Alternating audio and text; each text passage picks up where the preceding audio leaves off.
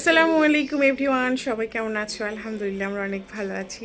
আলহামদুলিল্লাহ ইফতার complete. So আমরা এখন রওনা দিচ্ছি, শপিংয়ে যাব। বাচ্চাদের শপিং শুধু আজকে। সো সব কিছু শেয়ার করার চেষ্টা করব, দেখতে থাকো, শেষ পর্যন্ত দেখো, আশা করি ভালো লাগবে আমাদের ঈদ শপিং ব্লগ। সো দেখতে থাকো। আসসালামু আলাইকুম। ছাড়ো ছাড়া ছাড়া ছাড়া। আসসালামু আলাইকুম। কোথায় কোথায় কোথায়? আসসালামু আলাইকুম কোথায়? এই যে আসসালামু আলাইকুম।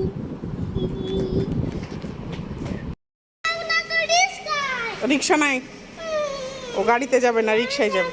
আচ্ছা আমরা রিক্সায় যাব, চলো একটু পরে দিয়ে নামবো রিক্সায়। আজান তো গাড়িতে উঠবে না, রিক্সায় উঠবে, অনেক কান্না করেছে, বাট ফাইনালি ওকে ম্যানেজ করে গাড়িতে উঠিয়েছি। যদিও বাচ্চাটার কেন যে নিয়ে ইদানিং না গাড়িতে উঠলেই সে বলে আমার মাথা ঘুরে, জানি না কেন এমন হচ্ছে, অথচ আগে তো গাড়িতে বলতেই পাগল।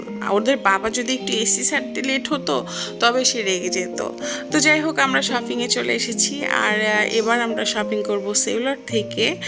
তো যারা আমার ব্লগটা নতুন দেখছো তাদেরকে অবশ্যই অনুরোধ করব, যদি ভালো লাগে লাইক দিও, আর আমার চ্যানেলটা সাবস্ক্রাইব করে আমাদের সাথেই থেকো। ওরা দুই ভাই দুজনেই কিন্তু অনেক এক্সাইটেড। আসলে বাচ্চাদের কাছে ঈদের শপিং মানেই কিন্তু অনেক কিছু, যেটা আমাদেরও এক সময় ছিল। সিউলার থেকে আমাদের শপিং অলরেডি কমপ্লিট, আর সিউলারে এত পরিমাণে ভিড় ছিল, আমি সুযোগ বা হচ্ছে না যে ভিডিও করার কোনো স্পেসও পাই নাই, এর জন্য আমি সিউলারে কোনো কিছু শেয়ার করতে পারলাম না। তারপরে আমরা চলে আসছি বেতে, যেহেতু ওদের হচ্ছে জুতা লাগবে। বাট এখানে এসে যে দেখো, এটা ওদের জন্য তো হয় নাই, বাট আমার জন্য ওদের বাবা একটা পছন্দ করেছে, সো আমাকে নিতেই হয়েছে। যদিও আমার নিউ নিউ একদম স্লিপার আছে, আমি নিব না বলেছিলাম। তো তারপরে চলে আসি আমরা বাটায়। তো বাটা থেকে নিলাম হচ্ছে যে আমার রেদওয়ান বাবার, বাট আজানেরটা পছন্দ হলো না, তো আজানেরটা নিয়েছিলাম আমরা অ্যাপেক্স থেকে। তো তারপরে আমরা চলে আসি জমজম টাওয়ারে, কেননা রেদওয়ানের জিন্স নিতে হবে, এবং কি অনেক ফর্মাল যেই টি শার্টগুলো থাকে সেগুলোও নিব আমরা। তো জমজম হচ্ছে যে আমাদের সব সময় একটা মানে কি বলবো মানে এখানে আসতে হবে। আমি যে সেলরে গিয়েছি, তো বাচ্চাদের কথা, জমজমে চলো আম্মু, জমজমে চলো। যেহেতু খুবই কাছে, এর জন্য না মার্কেটে প্রচণ্ড পরিমাণে ভিড়। তো আমাদের জমজমেরও শপিং কমপ্লিট হয়ে গিয়েছে। তো আমরা এসেছি জমজমের 7th ফ্লোরে। এখানে এসে মানে শপিংয়ে আসছে, আর ওরা কিছু খাবে না তা তো হয় না।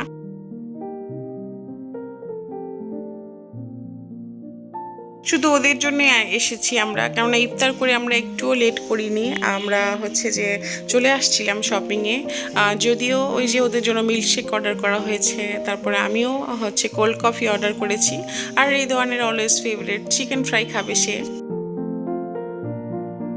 এক মার্কেট থেকে আরেক মার্কেটে ঘুরতে যেয়ে না ওরাও ক্লান্ত হয়ে গিয়েছে। যদিও আমার বড় ছেলের কাশি, তারপরেও হচ্ছে যে আমাকে এই মিল্কশেকটা দিতে হয়েছে। ওর বায়না ছিল যে না আমি ঠান্ডা কিছু খাবো। তো আমার কফি চলে আসছে, আমি কফি খাচ্ছিলাম। আর ওদের বাবার সাথে শপিংয়ে আসলে না একটু দৌড়ের উপরেই শপিং করতে হয়। তারপরেও আমরা কিছুদিন ধরে শুধু শপিংয়ের উপরেই আছি। অ্যাকচুয়ালি সংসারের প্রয়োজনীয় জিনিসপত্র থেকে শুরু করে আমারগুলো তো কমপ্লিট, এবং কি বাচ্চাদেরটাও কমপ্লিট করলাম। আর বাচ্চাদেরগুলা ওদের বাবা যেহেতু দিল্লি থেকেও এনেছিল কিছু, তো আমরা বাসায় আসার পরে রেদওয়ানের মনে করো বাচ্চাদের যেটা হয়, ও শপিং করে আনছে, ও নানু দাদুকে দেখাবে। তো আমার মা কোরআন পড়ছিল, আর আমার শাশুড়ি মা শুয়ে আছে। তো দাদুকে শপিং দেখানোর জন্য আমার বড় ছেলে খুব এক্সাইটেড ছিল, তো তার শপিং সেই দেখাচ্ছে। সো দেখতে থাকো। আমার বড় ছেলেটার না মাশাআল্লাহ আলহামদুলিল্লাহ অনেক মানে মনটা না অনেক বিশাল তার। আল্লাহ যেন যতদিন বেঁচে থাকে এইরকমই থাকে। অ্যাকচুয়ালি মানে কেন বললাম এই কথা, মানে ওর জুতা নেওয়ার আগে দেন আমার জুতাটা নিয়েছে, মানে আমার স্লিপারটা। তো এত খুশি, আম্মু তুমি স্লিপার নিচ্ছো, তুমি আরও 3 পিস নাও, আরও কিছু নাও। মানে ও না শুধু আজকে না, শপিংয়ে গেলেই ও এরকম করে। তো একটার পর একটা ওর দাদুকে দেখাচ্ছিল, আর দাদু বলতেছিল ও সুন্দর সুন্দর, খুব সুন্দর হয়েছে। ও বলতেছে দাদু জানো আমি ডাইনোসরের গেঞ্জি নিতে চেয়েছি, বাট ডাইনোসরের গেঞ্জি আমি পেলাম না। তারপরে মানে সব কিছু শেয়ার করছিল একে একে। আর ওর দাদি তো খারাপ বলবেই না। হ্যাঁ, দাদু ভাই অনেক সুন্দর হয়েছে, অনেক সুন্দর হয়েছে। বাট ও অনেক এক্সাইটেড ছিল দেখানোর জন্য যে না আম্মু আমার শপিং আমি দাদুকে দেখাবো। বাচ্চাটা দেখো ড্রেস দেখাচ্ছে সুন্দর করে, বাট ব্যাগের মধ্যে রাখতেছে আবার মানে মুচড়িয়ে মুচড়িয়ে কুচকিয়ে কুচকিয়ে রাখছে। পরে আমি বলছিলাম যে হ্যাঁ তোমাকে পানিশমেন্ট তো দিবই। তো ওর দাদুকে দেখাচ্ছিল যে দেখো আমার আর আজানের শার্ট দাদু কেমন হয়েছে। তো মাশাল্লাহ মানে ওদের পছন্দেই নিয়ে দিয়েছি। আর সেলার থেকে যে দুইটা শার্ট নিয়েছি, শার্ট দুইটা আমাদেরও খুব বেশি পছন্দ হয়েছে। পরদিন বিকেলে আমরা রওনা দিয়েছি একটা ইফতার দাওয়াতে। আর ইফতার দাওয়াতটা কোথায় দেখতে থাকো তাহলে বুঝতে পারবে। তো দুই মাকে রেখে আমি এসেছি, কেননা দুই মাকে বলেছিলাম যে চলেন আমার সঙ্গে, বাট তারা আসবে না। তো ওদের বাবা এসেছে আমাদেরকে এখানে পৌঁছে দিতে। তো এটা হচ্ছে 18 নম্বর সেক্টর। আর এখানে হচ্ছে দাওয়াতে এসেছি অ্যাকচুয়ালি একটা বান্ধবী বলো বা ভাবি বলো তার বাসায়। তো অনেক দিন পরে এসেছি এখানে। সপ্তাহে 7 দিনের মধ্যে আমরা 4 দিনই এখানে আসতাম, বাট এখন একটু কমে গিয়েছে। আর রমজান মাসে তো আর আসা হয় না। ইফতার হচ্ছে 6টায়, বাট আমরা পৌঁছে গিয়েছিলাম 4টার সময়, কেননা রেদোয়ান একেবারেই থামতেছিল না যে আম্মু না চলো চলো। অ্যাকচুয়ালি আমার বান্ধবী বা আমার ভাবি হলে হবে কি, ভাবি যে দুইটা ছেলে সেগুলো হচ্ছে রেদোয়ানের ফ্রেন্ড। তো ও খুব এক্সাইটেড ছিল যে অনেক দিন পরে বন্ধুদের সঙ্গে আড্ডা হবে, খেলা হবে, দেখা হবে। আর আজান এসে তো আমার আঁচল ছাড়ে না, মানে মা ভক্ত বাচ্চা যাকে বলে, এসে সে চকলেট খাচ্ছে। আর এদিকে দেখছি আমার ভাবির সাথে আরেকটা ভাবি এসে হেল্প করতেছে ইফতার বানানোর জন্য। তো আমি সব কিছু দেখিয়ে দিচ্ছিলাম, পেঁয়াজি বানাবে, আলুর চপ বা ডিমের চপ।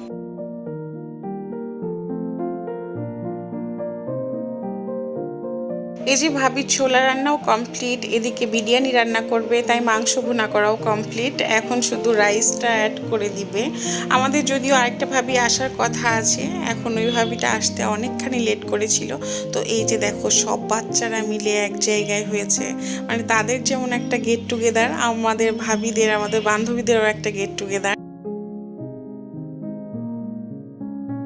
যদিও আমার ইচ্ছা ছিল ভাবিকে হেল্প করার, বাট আজান আমাকে ছাড়তেছিল না।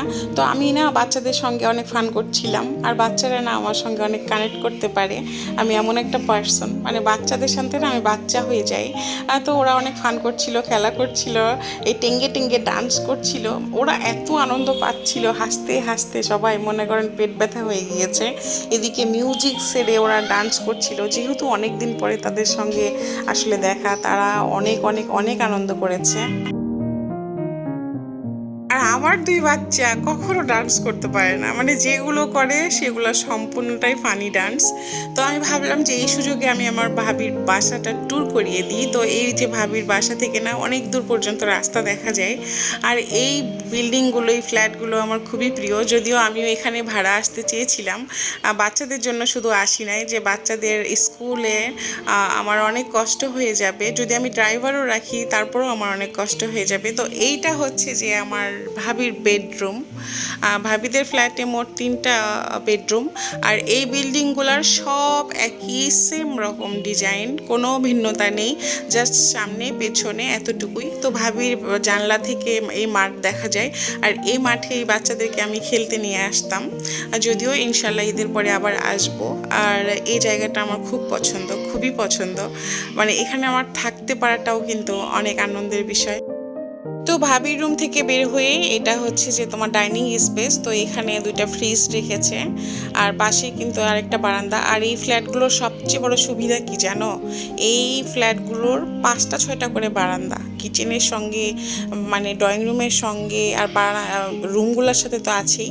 তো এইটা হচ্ছে আরেকটা বেড, এটা হচ্ছে বাচ্চাদের বেডরুম, এখানে লেখাপড়া করে, খেলাধুলা করে। আর এই যে দেখো এই পাশটাতেও কিন্তু আছে একটা বিশাল বড় বারান্দা।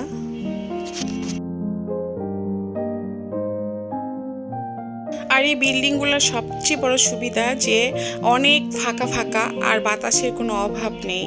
আর দূর থেকে মনে হবে যে কতই না হিজিবিজি বা অনেক এখানে থাকা যে না থাকাই ভালো, কিন্তু না, বাস্তবতাটা অন্যরকম, মানে অনেক সুন্দর। এটা হচ্ছে যে ভাবিদের ড্রয়িং রুম। তো ড্রয়িং রুমে বাচ্চারা খেলাধুলা করছিল, একটা বইয়ের সেলফ আছে, আর এই যে বিশাল বড় একটা সোফা। ড্রয়িং রুমেও কিন্তু একটা বারান্দা আছে, আর ড্রয়িং রুমের সাথেই তোমার হচ্ছে কমন বাথ, আর তারপরে হচ্ছে আরেকটা বেডরুম। তো এটা হচ্ছে গেস্ট রুম, ভাবিরা এই রুমে থাকে না। আর এই ঘরটার হচ্ছে প্লাস পয়েন্ট যে তোমার হচ্ছে এই বারান্দা দিয়ে না ওই বারান্দাতেও যাওয়া যায়, মানে একটা বারান্দা দুই রুম থেকে ইউজ করা যায়। আর ওই যে একটা ভাবি সেলাই মেশিন, ভাবি কিন্তু সেলাই মেশিনে কাজ পারে। তো ভাবিদের ফ্ল্যাটটা কেমন লাগলো অবশ্যই জানিও।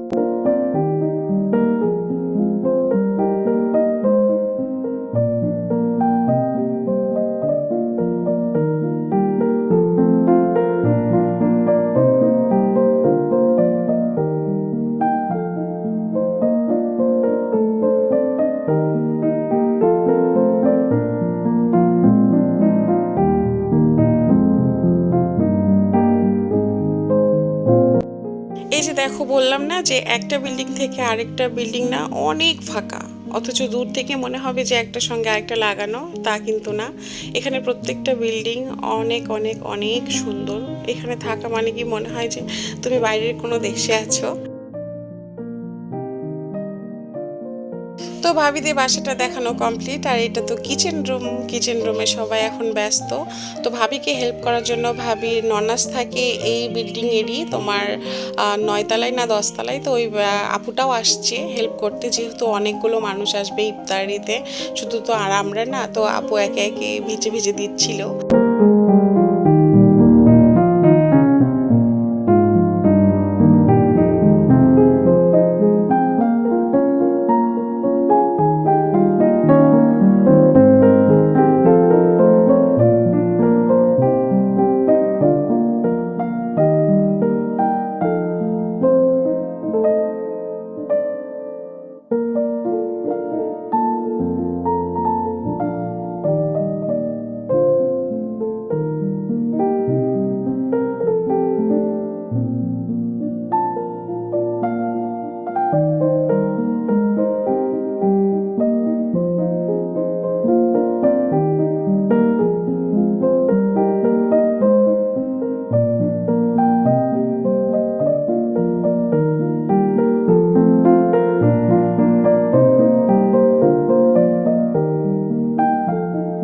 ভাবিকে বললাম যারা পুরুষ মানুষ তারা ডাইনিং টেবিলে বসুক, আর আমরা ফ্লোরে বসি। তো তার জন্য একটা বিছানার চাদর বেছে নিয়েছি। আর হচ্ছে খাবার দাবার আনতে কিন্তু বাচ্চারাও আমাকে হেল্প করেছে। তো ভাবি বলছিল যে ভাবি আপনি প্লেটে প্লেটে সাজান, যদিও ভাগাভাগিতে আমি অনেক কাঁচা। তো এদিকে জুনু আর জোহা, ওরা দুই ভাই, তো ওরা আমার সঙ্গে শেয়ার করছিল যে তারা স্কুল থেকে মগ পেয়েছে। যারা পুরুষ মানুষ তারা যেহেতু ডাইনিংয়ে বসবে, তো তাদের জন্য আলাদাভাবে খাবার নিয়ে যাওয়া হচ্ছিল। আমার আরেকটা ভাবি আসার কথা, বাট উনি লেটের পর লেট করছে, ফোন দিয়েও বলতেছে আমি আসতেছি আসতেছি। তো আজকের ব্লগটা তোমাদের কেমন লাগলো অবশ্যই জানিও। আর দেখো, আমাদের ঢাকা শহরে কিন্তু রক্তের সম্পর্ক খুব কম থাকে। আমরা যারা ফ্রেন্ড সার্কেল বলো, ভাবিরা বলো, তারাই কিন্তু সম্পর্ক। অ্যাকচুয়ালি সম্পর্ক আমি মনে করি যে ভালোবাসা দিয়ে সম্পর্ক কতটুকু গভীরতা করা যায় সেটা করা যায়, সেটা আপন পরের ওপর না ডিপেন্ড করে না, সেটা ভালোবাসার উপর ডিপেন্ড করে। তো আমাদের ইফতারিগুলো না সব কমপ্লিট, একে একে সবাই এখন বসে পড়বে।